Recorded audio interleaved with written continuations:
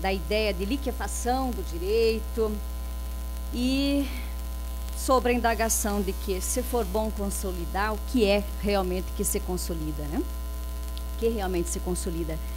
E nos deu aqui uma grande lição, especialmente pela plateia aqui formada, em sua grande maioria, né, de magistrados, né, e também vários professores, né, ligados à área do direito, no sentido de que não se deve ensinar o código, né, não se deve ensinar o código, né, mas os princípios que estão atrás dele, né, e essa mensagem, esse conhecimento também nos leva a ponderar que também como magistrados, né, não devemos analisar o código, mas os princípios que estão atrás do código que estamos aplicando, né? Essa é uma lição fundamental para nós, que lidamos com o direito e não queremos lidá-lo nessa concepção do jurista que se contenta com a lei, né? Essa concepção aí até um tanto deturpada do jurista que trabalha com a lei, mas queremos lidar com este aparato jurídico como verdadeiros jurisconsultos, né, que vão além do texto da lei, né? Enfim, estamos aí com esse desafio de desenvolver a arte de sermos jurisconsultos, né? A arte de sermos jurisconsultos. E não jurista na sua configuração anímica. Me parece que a sociedade não gostaria disso, né? Não quer. Nem juristas, nem pensadores, muito menos magistrados anímicos, né? Magistrados totalmente anímicos diante da realidade social, né? Que no campo do trabalho humano é uma realidade séria e grave, até diante do potencial de destruição, né, de direitos historicamente conquistados, né, tudo isso. Bom, parece que toda essa reflexão nos leva também a tratar da arte de se distinguir pela qualidade e não pela quantidade, né? A arte de sermos avaliados e pensados e avaliar em termos qualitativos e não em termos quantitativos, que é um problema bastante sério agora, já abordando um outro campo aqui que é muito afeto à magistratura, né? Então, só se legitima, como o professor menciona, só se legitima como consolidação, seja expressa ou não, aquilo que realmente for dotado da qualidade necessária e aquilo que for dotado de uma boa dose de razoabilidade. Uma boa dose de razoabilidade. E aí está o desafio da complexidade do saber, e nesse aspecto a complexidade do saber nos invade nesse espaço da escola, invade nas nossas práticas diárias como magistrados, como advogados, como professores, enfim. É o grande desafio, né, de enfrentar a complexidade do saber. E esperamos, então, que essa mensagem continue martelando, né, em nosso espírito, em nossa cabeça, daqui para frente, e agradecemos então profundamente, professor, a sua fala por nos ter aí, se não despertado, ativado esse martelinho que fica na nossa cabeça, então, batendo, né? Eu agradeço, e antes de passar a palavra a algumas indagações, eu gostaria de fazer o registro do apoio que este evento recebe. Como já mencionamos, este apoio, este evento, ele é realizado pela Universidade Federal do Paraná, em colaboração, em sistema de colaboração com a Escola Judicial do Tribunal do Trabalho e pela Academia Paranaense de Direito do Trabalho. Lembramos aqui o programa de pós-graduação em Direito da Federal, por seu núcleo de pesquisa Trabalho Vivo, o grupo de pesquisa Trabalho e Regulação no Estado Constitucional, que é o programa de pós-graduação em Direito da Unibrasil, que tem sido nosso parceiro aqui em curso de pós-graduação na Escola Judicial do Paraná, que também está presente nesse evento, e o apoio direto da Itaipu Binacional, do Sinditeste, além de apoio institucional da Secretaria Municipal do Trabalho e do Emprego, da Matra 9, a quem também agradecemos profundamente, da Matra 12, Secretaria Estadual do Trabalho, Emprego e Economia Solidária, Associação dos Advogados Trabalhistas do Paraná, Ordem dos Advogados do Brasil, Seção Paraná, e Procuradoria Regional do Trabalho da 9ª Região. Então, todos esses órgãos aqui envolvidos nessa tarefa de pensar o direito e pensar desta forma com uma boa dose de racionalidade. Então, eu gostaria de passar ao público aqui a palavra para eventuais questionamentos, algumas colocações, né? Em endosso à fala do professor ou mesmo contrárias, enfim, à fala do professor. Estamos num espaço aberto aqui, é uma escola, estamos num espaço aberto de discussão. Então, eu gostaria de saber se alguém quer tomar aqui a iniciativa de fazer alguma colocação e alguma indagação.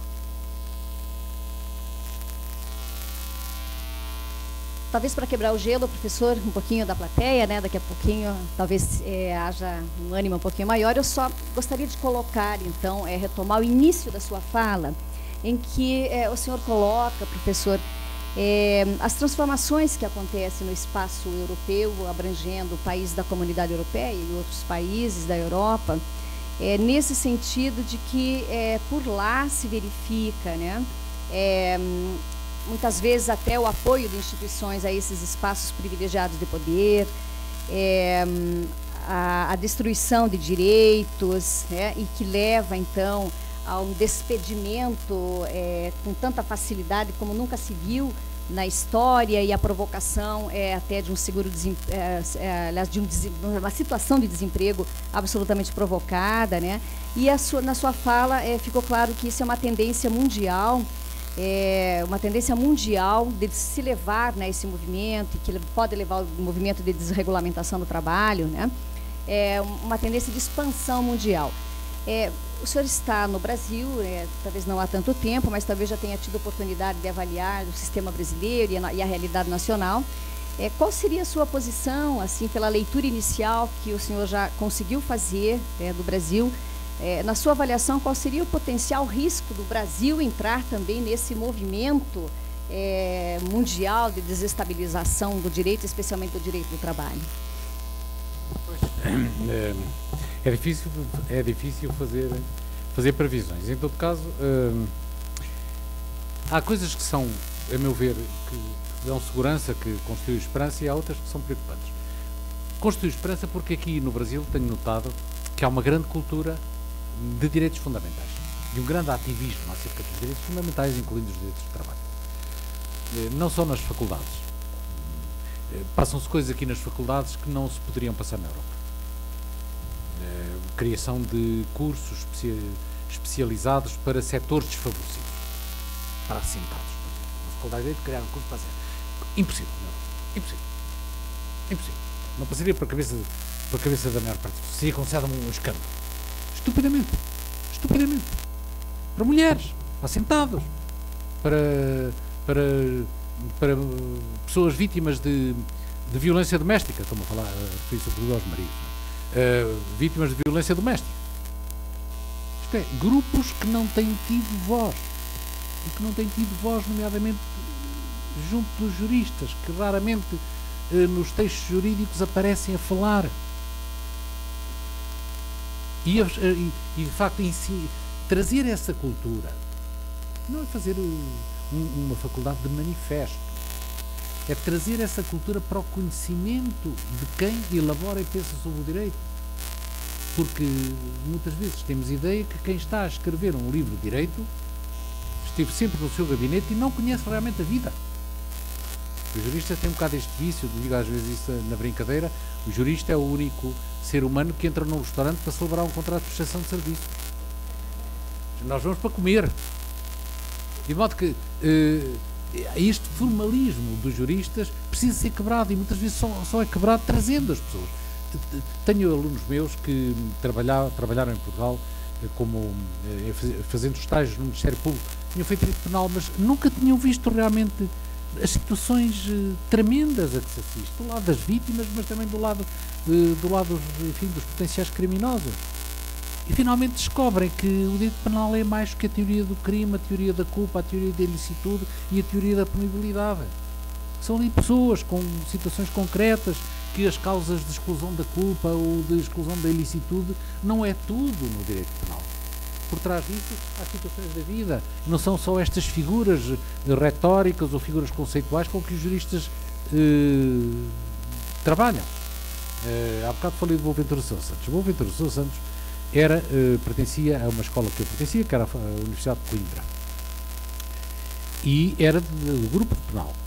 E foi para a Alemanha fazer o doutoramento em Direito Penal, com uma pessoa que no familiar, que era uma pessoa muito, muito boa, mas muito formalista, formado na Alemanha. E o Boaventura entusiasmou-se na Alemanha para a Sociologia e Direito. E sem dizer muito, explicar muito ao professor o que é que se passava, que tinha agora ali aquele caso com Sociologia e Direito, acabou por se doutorar em Yale, em Sociologia e Direito. Voltou para Coimbra e claramente o professor, que eu admiro muito, coitado, já morreu, e que era um homem inteligentíssimo, disse: não, Boaventura, você fez a sua escolha, foi estudar uma coisa que não é Direito.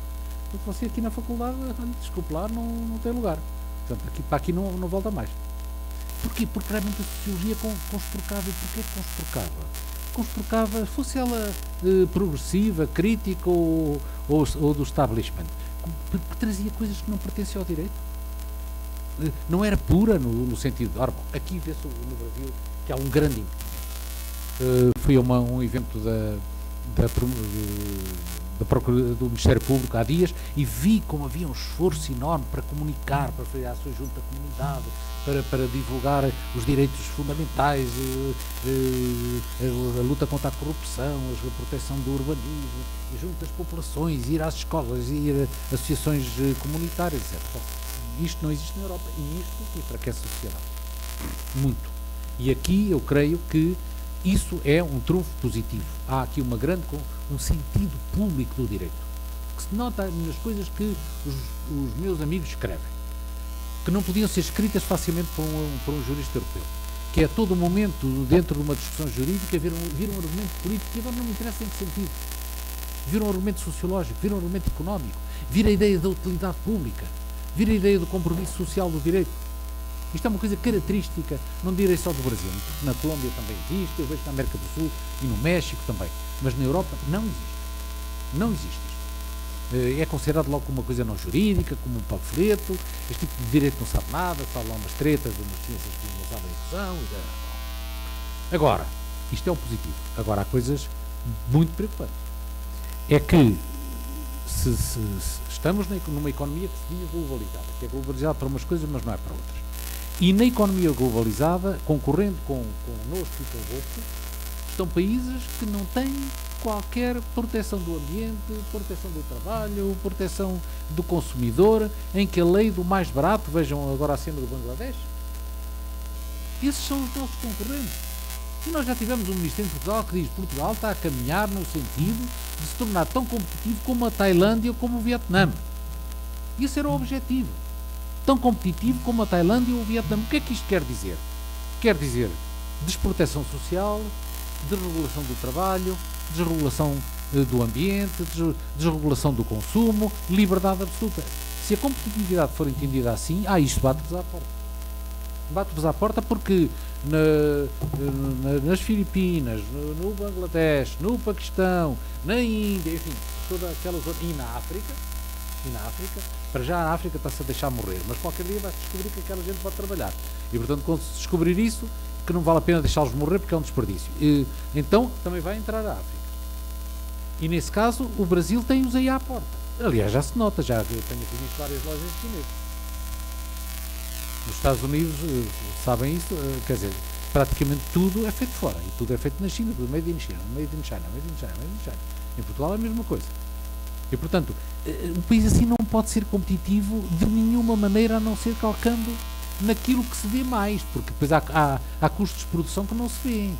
Um país que tem dos custos mais baratos, custos unitários de trabalho mais baratos na Europa, se tem que ser competitivo, já não pode ser por ali.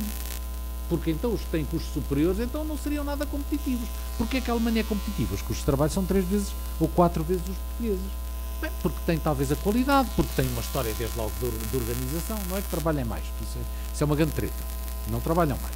Não trabalham mais, nem têm menos feriados, também nos venderam isso tudo. O Estado português, obedientemente, como um cãozinho, lá aboliu 3 feriados, 2 civis e 1 religioso. Porque realmente aquilo era... E afinal depois veio saber que realmente Portugal era o país que tinha quase um número menor de feriados todo o ano. Mas há aqui há coisas que não são visíveis e outras são visíveis. Essas vê-se logo, os custos unitários de trabalho. De modo que isto pode chegar ao Brasil. Facilmente. E outra coisa que lhes quero dizer. A crise surge de um dia para o outro. Está tudo bem, estávamos todos numa ótima. tal, fizemos estádios para a Copa da Europa, agora 2 têm que ser demolidos porque não são caros para sustentar, não há quem jogue lá futebol. Vocês parece que também têm um em Manaus, não é? E em Brasília. Não se pode dar futebol, e portanto têm que ser dinamitados. Mas fizemos tudo, autoestradas, temos uma autoestrada no norte que há 2 a 20 km uma da outra, para a par. Claro que isto interessou imenso às construtoras civis e uma série aos bancos que financiaram isso tudo, que emprestaram dinheiro, que fomentaram o consumo. Aqui também andam a fomentar, que eu bem vejo na televisão. Compre, não sei quantos veio, parcela e mais que parcela, e ponha na coisa, e frito e cozido, e a primeira prestação só vem daqui a um ano. E conhecemos exatamente esse romance que nós conhecemos de trás para a frente, como conhecemos o romance das parcerias público-privadas. Ótimo, o Estado não tem que pagar agora, um privado ajuda e depois paga-se até o ano 2025, porque a autoestrada também vai servir às gerações futuras. O que não dizem é que depois o Estado está capturado por esses interesses e os contratos que já inicialmente eram maus vão sendo revistos sempre a pior. O Estado vai garantindo tráfego nas autoestradas que as autoestradas nunca poderiam ter, e compromete-se com o concessionário, não é bem concessionário, com o parceiro, a pagar ao parceiro o trânsito, os carros que não passam lá. E hoje há estradas em que não passam praticamente carros. Andam agora com a queda do poder de compra, as pessoas não vão para a autoestrada, vão pelo caminho de Cabras com o carro. E o Estado tem que pagar os carros que não passam lá. Isto proveniente de sucessivos acordos. Porquê? Porque os nossos Estados são fracos. Os nossos Estados são facilmente capturáveis. E, portanto, quem contrata, normalmente contrata melhor que o Estado. E depois, quando revê o contrato ainda para pior para o Estado. E os contratos tornam-se absolutamente leoninos. E essa história nós também já a vimos. Já a vimos desde parcerias na saúde para construir hospitais, parcerias nas autoestradas para construir autoestradas, parcerias nos aeroportos, parcerias nos portos, enfim, isso tudo nós conhecemos. E eu vejo com alguma preocupação que esse romance essa telenovela está cá a passar. E a meu ver, no ano passado tivemos uma colega brasileira na nossa faculdade a fazer justamente uma conferência sobre isto, animadíssima. Ótimo, porque isto assim... Bom, tá bom, deixa lá, não nos enganemos, porque nós já sabemos esse romance. Ou seja, eu acho que há bons trunfos, mas há riscos presentes também. Muito bem, obrigada. Está aberta a palavra, então, para quem quiser fazer alguma colocação, uma pergunta. Pois não. Então, doutora Dinaura, magistrada do trabalho, agora aposentada, professora universitária, né? Tem a palavra, doutora Dinaura. Professor, eu estive no ano passado na Itália durante 50 dias, na Sapienza de Roma, onde na década de 80 eu fiz meu doutorado. E vivenciei essa mudança que a União Europeia está passando. E também conheço muito bem as lutas e nós acompanhamos as ascensões dos Estados europeus após a Segunda Grande Guerra. E eu lhe pergunto, essa integração que antes era de ordem, sempre foi de ordem econômica, a integração política da União Europeia poderia mudar, transformar essa realidade? Ou o senhor acredita que não é por esse caminho?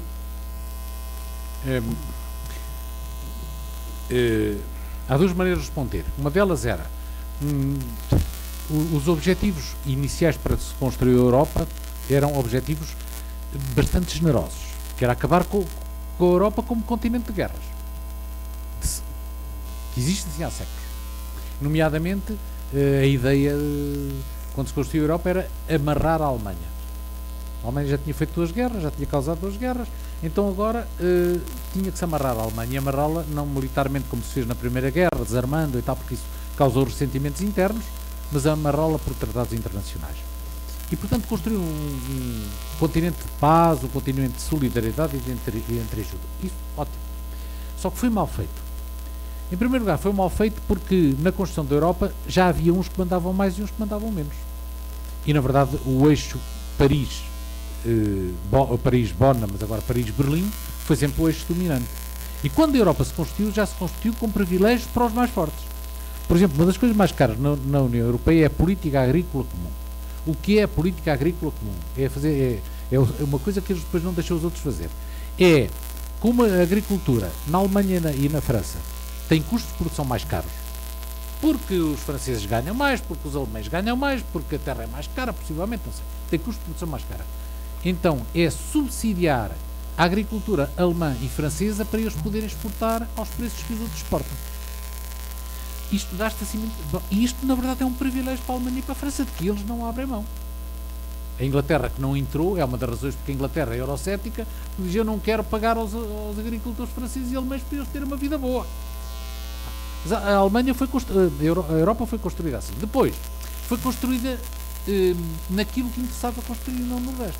Mercado comum, livre circulação de bens e pessoas. Livre circulação de pessoas, devo dizer que eu acho ótimo, porque eu sou daqueles que circulam. Para muitos dos meus compatriotas, aquilo não significa nada porque não circulam. Tem os seus filhos, a sua casa, o seu trabalho e não podem ir passear. Para mim é ótimo, não preciso de passaporte, etc. Mas tem algumas vantagens. E isto foi feito. Mas isto tem sobretudo vantagens do ponto de vista da circulação de mercadorias. É um mercado livre.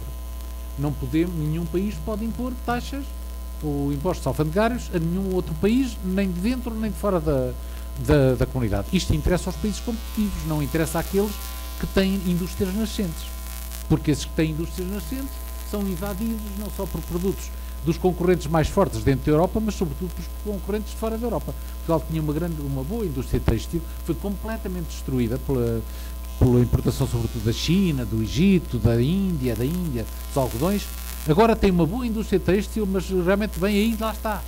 Aí uma coisa que de facto parece confirmar aquela ideia da destruição criadora. A velha indústria foi destruída e foi substituída por uma indústria baseada na tecnologia. Mas aí não deu tão mal, porque no fundo ficou com na verdade, por vezes as fábricas eram as mesmas, só que fizeram uma recomposição dos processos de fabrico. Agora, houve coisas que não foram construídas. Por exemplo, a unidade fiscal. Os países têm que ser competitivos, mas têm cargas fiscais diferentes. Por exemplo, nós temos que ser competitivos com a Irlanda. A Irlanda praticamente não tem impostos. É um paraíso fiscal. É um paraíso fiscal onde realmente quase como as Ilhas Guernsey, Ilhas do Canal, Madeira, portuguesa, não sei se é portuguesa, mais ou menos, diz que sim, e essas ilhas, a Irlanda é uma grande ilha, sem impostos, com impostos diversificados. As taxas de juros. O Banco Central Europeu não impõe taxas de juros idênticas para todos os países. O que é que acontece? Uma fábrica portuguesa atualmente se arranjar financiamento, a 8%. Uma fábrica alemã financia-se a 0%, porque na Alemanha os juros são negativos. Os capitais, criou-se a ideia de que a Alemanha é um mercado financeiro seguro, os capitais fogem de todo lado e coitados, iam para Chipre, não é? Mas agora eles deram cabo de Chipre, já estava a chatear um bocado a Alemanha, de modo que deram cabo de Chipre, de modo que isso fez com que numa só semana 20 bilhões de euros tenham transitado dos bancos cipriotas para os bancos alemães. De modo que a Alemanha tem tanta fluxo de dinheiro que tem taxas negativas, ou seja, uma empresa portuguesa tem que ser competitiva com uma empresa alemã que paga 0 de juros ou 1% de juros, ao passo que uma empresa portuguesa, se arranjar financiamento, ou espanhola, tem 8% de juros. De modo que há coisas que ficaram incompletas. Ou seja, houve uma unificação da Europa quanto ao mercado livre, uma zona de livre câmbio, mas políticas sociais, políticas de trabalho, políticas de ambiente, enfim, há certas diretivas comuns. Resta saber se todos os países as aplicam, porque isso também é outro problema. Porque há países que, no fundo, escapam às regulamentações. Por exemplo, se um grupo português quiser comprar um banco em Espanha, os espanhóis, não por direito de primeira linha, mas por regulamentos e coisas lá miudinhas e tal, conseguem impedir. Não houve banco nenhum português que conseguisse comprar um bocadinho de um banco espanhol ou francês. No entanto, os franceses e os espanhóis compram bancos em Portugal. Ou seja, as leis são todas iguais, mas depois a aplicação das leis é diferente e isto não está uniformizado. E não, claro, podem-se fazer queixas para o Tribunal das Comunidades no Luxemburgo, mas isso demora muito tempo e não sei que sorte terá, porque isto, no fundo, se tens bons advogados ganhas, se não tens bons advogados não tens, se és de um país grande. Quer dizer, a desigualdade, na verdade, real é como a igualdade formal é a desigualdade real. Agora entre países, não entre povos. De modo que há quem diga que nestes termos, para certos países, mais valia não ter entrado. E há uma corrente que vai ganhando força em vários países, na Inglaterra sempre foi, na Irlanda também, em Portugal vai ganhando força, pessoas que acham que é melhor sair do euro.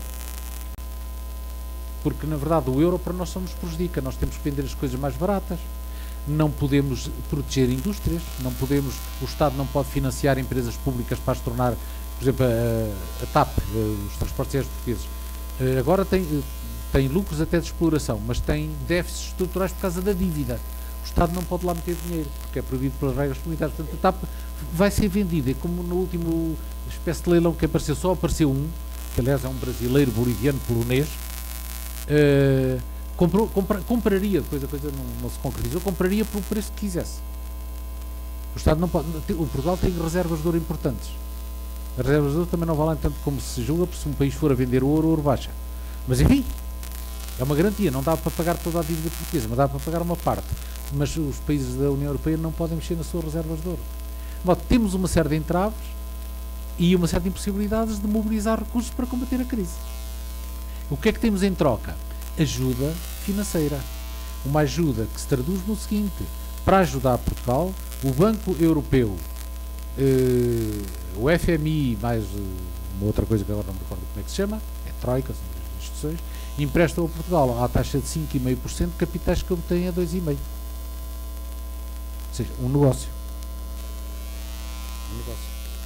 E parte deles são para financiar a banca que se meteu em encrencas, como nós dizemos em Portugal, não sei se em sarilhos, não é, em dificuldades, por conceder crédito aos amigos, por jogar na especulação imobiliária, por fazer coisas que estão de acordo com toda a ética bancária. E agora nós pagamos a dívida. Só um banco que faliu, que era, na verdade, era uma quadrilha de ladrões, era um caso de polícia, toda a gente o diz, foi nacionalizado, foi o único que foi nacionalizado, que é aquela regra que se nacionalizam os prejuízos, mas não os lucros. Nacionalizou-se os prejuízos desse banco e só isso está-nos a custar 7 bilhões de euros. 1/10 daquilo que a Europa nos ajuda. E ainda ninguém está na cadeia. Está um em prisão domiciliária, na casa dele, que é uma belíssima casa, não me importava de estar lá em prisão domiciliária, há 1 ano e tal. E deve continuar, porque aquilo nunca mais termina.